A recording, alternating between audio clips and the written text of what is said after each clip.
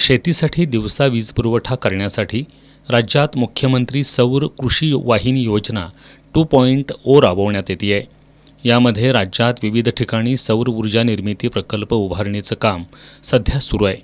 कोल्हापूर परिमंडल अंतर्गत येणाऱ्या कोल्हापूर जिल्ह्यात 9 तर सांगली जिल्ह्यात 11 प्रकल्प कार्यान्वित झालेत. या प्रकल्पांची एकूण स्थापित क्षमता 102 मेगावॅट झाली आहे. मुख्यमंत्री सौर कृषी वाहिनी योजना 2.0 अंतर्गत अवघ्या एका वर्षात दोन्ही जिल्ह्यातील 34,161 शेतकऱ्यांना आता शेतीसाठी दिवसा वीज पुरवठा होणार आहे. राज्यात उभारण्यात येणाऱ्या 16,000 मेगावॅट क्षमतेच्या जगातील सर्वात मोठ्या विकेंद्रित सौर ऊर्जा निर्मिती प्रकल्पाच्या शृंखलेतील कोल्हापूर आणि सांगली जिल्ह्यातील 20 प्रकल्प कार्यान्वित झालेत. यामुळे कोल्हापूर जिल्ह्यातील 29 कृषी वाहिन्यांवरील तर सांगली जिल्ह्यातील 39 कृषी वाहिन्यांवरील शेतकऱ्यांना दिवसा वीज पुरवठा सुरू झाला आहे. सौर ऊर्जा प्रकल्प हा फायद्याचा असून यामुळे कमी दाबाच्या तक्रारी दूर होणार आहेत. या योजनेमुळे स्थानिक पातळीवर रोजगार निर्मितीसाठीही चालना मिळणार आहे.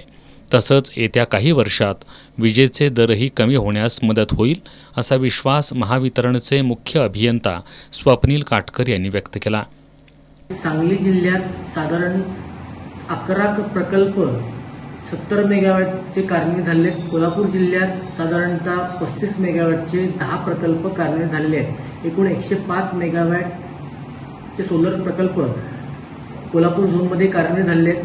त्याच्यामुळे साधारणतः 34,970 शेतकऱ्यांना आपण दिवसा वीज पुरवठा सध्या शेतीसाठी सुरू केलेला आहे. या सोलर प्रकल्पामुळे शेतकऱ्यांना दिवसा वीज मिळतेच आहे, पण त्यांच्या बाकीच्या तक्रारी, लो व्होल्टेजच्या तक्रारी ह्या सुद्धा दूर होत आहेत. सौर ऊर्जेपासून वीज निर्मिती होताना कुठल्याही प्रकारचं ज्वलन होत नाही. उष्ण कटिबंधातील आपल्या देशात सूर्यप्रकाश भरपूर उपलब्ध असलेला स्रोत आहे. त्यामुळं राज्यातील ऊर्जा निर्मिती क्षेत्रात सौर ऊर्जेचा पर्याय पुढे आला आहे.